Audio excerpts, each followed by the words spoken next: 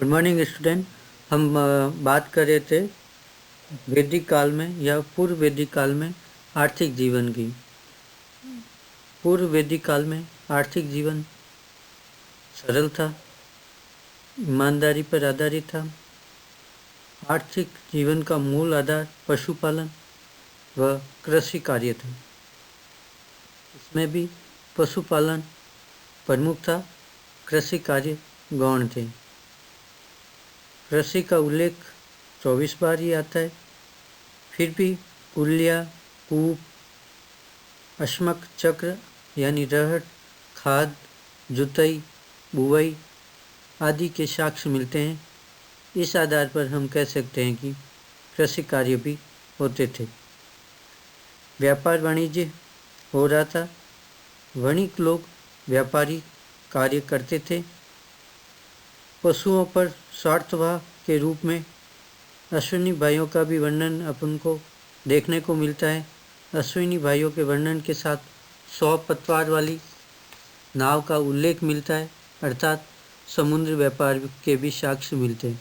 कहने का मतलब यह है कि स्थल मार्ग, जल मार्ग दोनों से व्यापारिक संबंध थे और व्यापार किया जाता था। उद्योग और वाणिज्य, कृषि उपकरणों का निर्माण होना, क्योंकि जैसे कि कृषि कार्य हो रहे थे ऐसे में उपकरण बनाना जरूरी था। अस्त्र शस्त्रों का निर्माण होना, शक्ति प्रदर्शन के लिए, शौर्य प्रदर्शन के लिए और लगातार कबीलों में झगड़े होते रहते थे।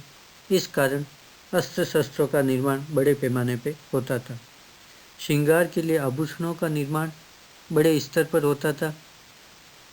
इस प्रकार देखें तो उद्योग यहाँ पर कृषि उपकरणों के निर्माण हेतु, अस्त्र शस्त्र निर्माण हेतु और श्रृंगार व आभूषणों के निर्माण हेतु उद्योग धंधे थे।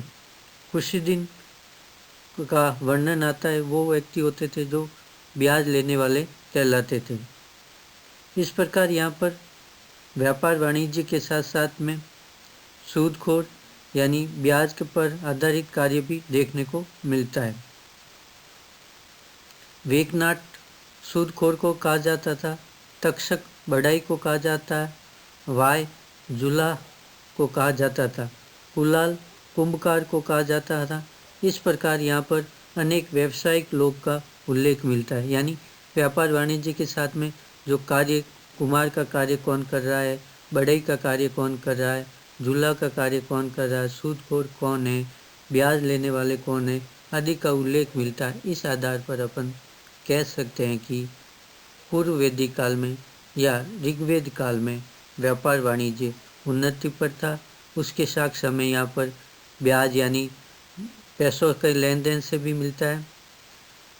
उसके साथ में कार्य करने वाले व्यक्तियों के, व्यावसायिक लोगों के अलग अलग नाम भी देखने को मिलते हैं, जैसे तक्षक है, वाय है, कुलाल है आदि उल्लेख मिलता है। इस आधार पर अपन कह सकते हैं कि यहाँ पर व्यापार वाणिज्य उन्नत अवस्था में ऋग्वेद काल में देखने को मिलता है।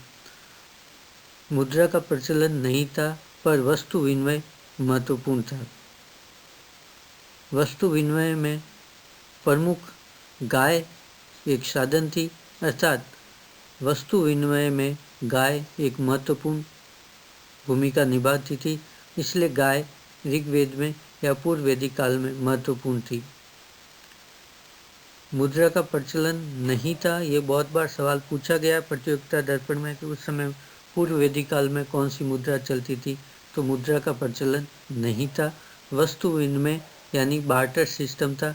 एक वस्तु के बदले में दूसरी वस्तु दी जाती थी और दूसरी वस्तु ली जाती थी। जहाँ पर जिसकी कमी होती थी वो ली जाती थी और अधिशेष उनको दिया जाता था। इस प्रकार आपस में वस्तुओं का विनिमय होता था। रही यानी संपत्ति, पशुधन के आधार पर संपत्ति को माना जाता था। वैभव या संपदा का जो प्रमुख आधार था वह पशुधन था। जिसके पास अधिक पशुधन होगा वह उतना ही धनवान व्यक्ति माना जाता था। क्योंकि मुद्रा का प्रचलन नहीं था और अर्थव्यवस्था का प्रमुख आधार पशुपालन था, इसलिए जो संपदा का आधार माना गया वह पशुधन माना गया। जिसके पास अधिक पशुधन था वह उस समय सबसे धनवान व्यक्ति माना गया था। इस आधार पर अपन कह सकते हैं कि गाय या पशुधन उस समय महत्वपूर्ण था, जिसमें गाय व घोड़ा महत्वपूर्ण स्थान रखते थे। भौतिक संस्कृति कृषि से अधिक पशुचारण, अस्थिर घुमक्कड़ जीवन, गैरुवर्णी मृदबांड की संस्कृति यहाँ देखने को मिलती है। इस कारण स्थायी जीवन इनका नहीं था, एक स्थान से दूसरे स्थान पर लगातार घुमक्कड़ जीवन जीते थे।